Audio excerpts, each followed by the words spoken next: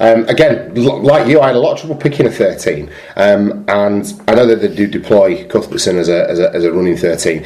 I just think out of the traditional 13s that we've got lying around, the people you've talked about, Westerman has been the most consistent, and he's done it in a team that has lacked consistency at times this year too, and been that standout player. And I would go so far as to say probably their player of the season in some respect. It's just a very hard-working, honest pro who is on the fringes of that England squad quite legitimately, and if he kicks on over the second half of the year, could find himself knocking on the door, because if Lockers picks up an injury or something happens to Super Sam, then there's going to be a hole in that England squad.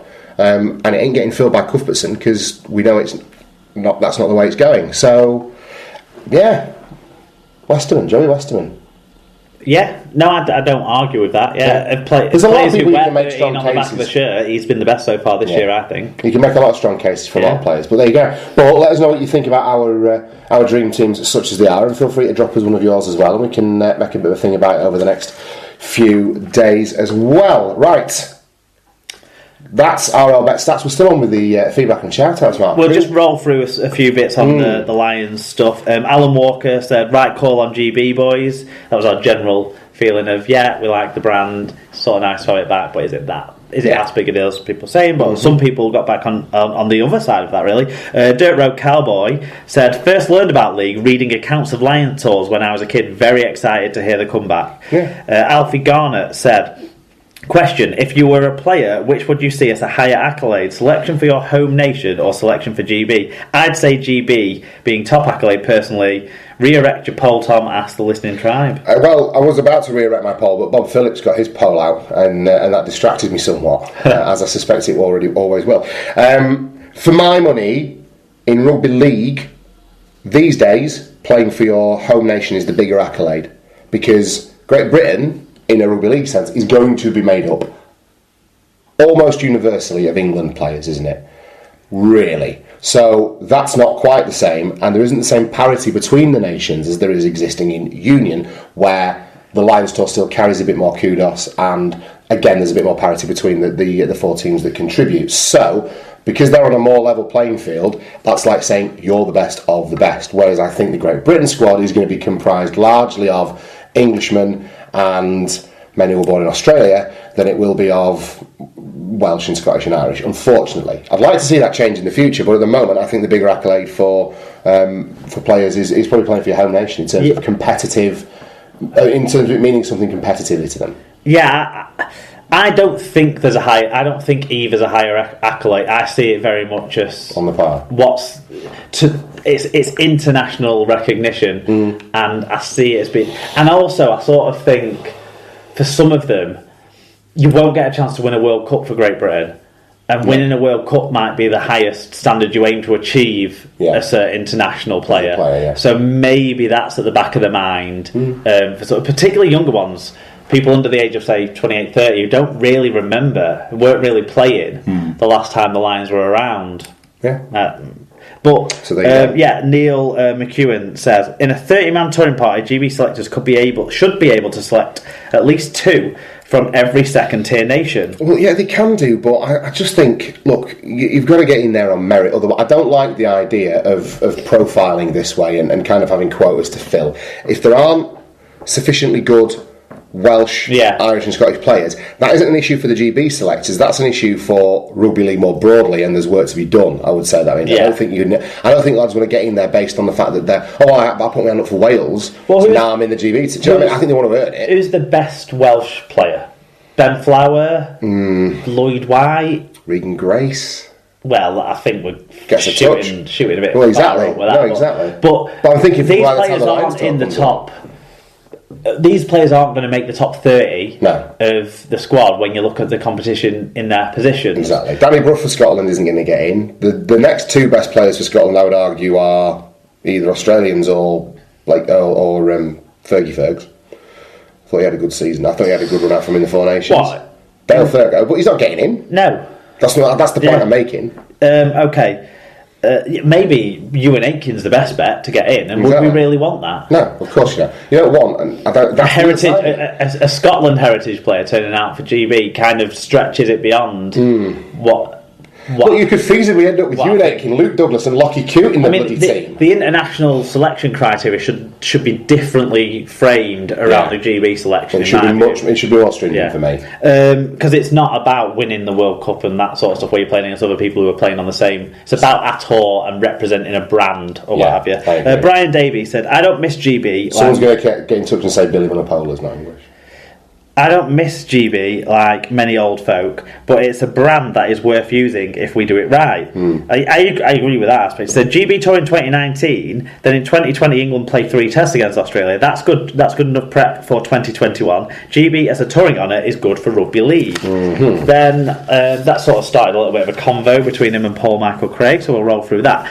Paul said, on the GB Tour, if qualifiers for the 21 Rugby League World Cup must be completed by December 19, does that mean Welsh players will have to choose? He means between touring for GB or playing for Wales. Well, we've already sort of covered that. No, I don't think they're going to need to make a choice. Also, Wales, Scotland, Ireland losing players when the Rugby League World Cup qualifiers are on in 2019. I'm against it. Also, no 4 nations equals less fixtures for Tier 2 nations. It's crazy decision. Tours basically mean no more fixtures between the Big 3 and Tier 2 nations. I'd rather have the 4 nations expanded. Brian came back and said, the plan is for the Big 3 to play some Tier 2 nations whilst on tour. France have played Oz once in the last 10 years. They will play them in 2019. And then Paul said, as if Kiwis' last 2 tours have been just 3 matches versus England. You guys are dreaming if you think NRL clubs will agree to a 10 to 12 match tour. Yeah, I think the days of a 10 to 12 match tour are gone. I'd be hoping for a 5 to 7 match tour. Yeah, that would be nice, wouldn't it? Yeah. That would be a happy medium, I would suggest. Right. But he makes a good point about, we didn't really talk about the qualification process. I think 2 years before. It's a long time, isn't it? I think that's a long time, especially when you look at how many games these teams will actually get to play in that time. And basically the qualifiers are going to be done all in a rush that next year, aren't they? Because they're going to play that Emerging Nations World Cup. I think the qualification process will work better this time around, where they ended in last autumn knowing finally who was going to be in. I think that was better the year before. And it also means you can build some momentum through with the same team, same players, and gives you more time to do that. Yeah, it leaves a lot of room for player turnover and sort of pulls the rug out from under you in terms of preparation and momentum, doesn't it, I would say. Yeah. But all good points by everyone. Yeah, thank you. Another one of those debates that I land on each side every time I roll over in bed, sort of thing. There you go. Yeah, I've been tossing and turning over it as well. I do think I'll go back to, I was just doing that to it. Every bastard week now. May I bring in the news? Right, let's take a look now at news from around the world of rugby league.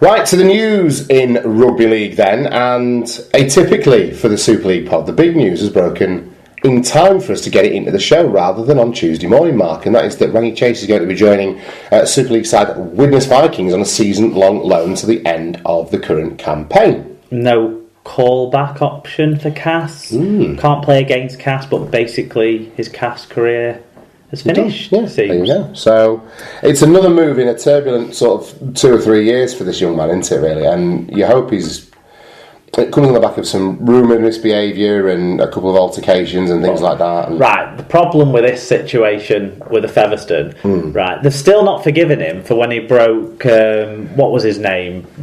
Tangi Rapati's jaw 5 years ago. So what on earth is doing turning up there even? That was stupid. But I think he's asking for trouble. Rangy Chase, that's the thing. So, but he's a sparkling player on his day, and he could be just the tonic for Widnes. Well, Widnes need numbers as well. That's numbers with experienced players. I mean, they rolled in so many young kids for the Warrington game and did good. But, you know, they need some experience to bring in there. We knew that they needed an extra halfback to complement what they had before the season started. Yeah. This deal has come too late. I think they've been trying to pull it off for most of the season, and they've got it now. So maybe it can see them through the qualifiers or what have you. Which I think is what it will end up doing, isn't it? It'll see them through the qualifiers. We've had some tweets though. Yeah, we'll swing through these. Tyler Cass fan said, best chance for him to secure a place in Super League for next season. I have nothing but the best wishes for him and thanks for the memories. Neil McEwen, who's a Widnes fan, said, Brill signing for Widnes. We need some spark in the halves. Can be a hothead, but at this stage we need any help we can get. No players left fit. Then we had Langers, at Langers38, said, Cass have got the charity bug, it seems. Rang it to you boys in time to make the Super League pod news roundup. He sent that to Ludo. Fatboy Rob said, made up for him and good signing for Widnes. Good luck to them both. Ludo said, I know he's a risk, but I'm buzzing, to be honest. At least we may finally see some flair in attack. We are staying up. Laughing face. Good old Ludo. There you go, yeah. There you go, absolutely. So, and along Good with bits. that story, speaking of Widnes needing numbers, Sam Wilde and Jack Johnson have gone there on a 1 month initial loan deal from Warrington as well. Well, yeah, the beyond the bare bones in the outside backs position, so Jack Johnson will be needed on the wing stat. Yes. And we know where he's going. Sam Wilde's playing for a deal for next year with someone because he ain't going to be retained at Warrington. So yeah, that's good. I think good, decent move for them both. Stable moves. Month-long loan deals, but a chance to impress. Exactly. Staying with loan deals, though, Huddersfield have confirmed the loan signing of experienced halfback Martin Rigid from Lee Centurions. Rigid has made over 200 appearances for Lee and played a key role in their promotion-winning season in 2016. So if you're not good enough to get in the Lee squad, are you good enough to get in the Huddersfield squad? Well, you are when the halfbacks are Wood. Oh yeah, true. Wood and Wood, whilst Bruff's out suspended for 2 games for a start. Well, yeah. So I think it's a move that Huddersfield were needing to make, and he's a steady sort of player who can fill in for Bruff whilst he's not around. He might not fill that role that they want alongside Bruff medium term, but you know, they need someone to play instead of him, and they probably need someone to push him in a positive way. Yeah. Well, I've always really liked Martin Rigid, and when they got promoted, I had my fingers crossed him that he would have a good year. It hasn't quite panned out for Lee at all, has it really? And particularly Martin Rigid, but he always felt like he was one of those players that could make the step up. So hopefully, a change of environment and some new faces and a different coaching strategy might reinvigorate him, and you might see him perform at his best again. It's had a lukewarm reception from the Huddersfield fans, but understandably sceptical after the last one. Hopped out of town to go and smash people by 40-50 points every week. Yeah, there you go. Okay, back to Castleford then. The Tigers have extended the contract of centre Jake Webster. Webster is 33 and has signed a 1-year extension that covers the 2018 season, with the Tigers holding an option to extend his deal for a further year after that. I'm really excited to have signed a new deal here with the Tigers, said Webster. I really could not have seen myself putting another team's jersey on. I'm really happy with how things are going this year and how they have gone since I managed to get myself injury-free. Yeah, he's having a fabulous season, isn't he? Certainly. Fabulous. Probably 3 or 4. Well, it's been a renaissance for him, hasn't it? Really? Powell has been fantastic ever since Powell came in. Certainly. Wigan Warriors young wing duo Liam Marshall and Tom Davies have both signed new contracts with the club. The new deals will see both players stay with Wigan until the end of the 2020 season, with the option of an extra year in the club's favour. Liam Marshall said, I'm really happy. I didn't think we would have these kinds of talks so early on in the year, to be honest, but I'm delighted it's all sorted. Last year, with only getting the reserve team contract, I had to go out and work at an accountant's for a year, but now being in a full-time rugby league environment has made me appreciate just how lucky we all are to be doing this and representing this great club. Tom Davies said, I'm over the moon to sign this new contract with Wigan. It's a dream to make your debut, to get that opportunity, and then to stay in the team this season has been great. And they are 2 exceptionally talented young players, aren't they? Yeah, both have been cracking, and Wigan now have 5 wingers aged between 20 and 23 signed up for the next 3 to 4 years. Bodes well, doesn't it? Yeah, there you go. Speaking of young players then, 4 young Leeds Rhinos players have joined Bradford Bulls on a month loan, with Mikolai Olejki, Jordan Lilly, Sam Pallas all returning to Odsal after earlier loan spells, and we've also signed Cameron Smith. Well, that's a big signing. Just not that one. Oh, right. Yeah. He's a second rower. But we got a tweet here on this one, didn't we, Mark? Yeah, Colin Render, Leeds fan, said some decent players getting some game time time. Hopefully it helps them develop and they get a chance at Leeds in the future. There you go. What do you feel about this one? We certainly need bloody reinforcements. We've been dire for 4 weeks, mate. Ever since the guys left, you've been really shy, that Easter period where everyone got recalled, which we expected to happen. They've been off the boil, and it's not through lack of trying, but we just had to flog our kids. So it's good. I know these are kids that are coming back, but some of these are a cut above. Mikel,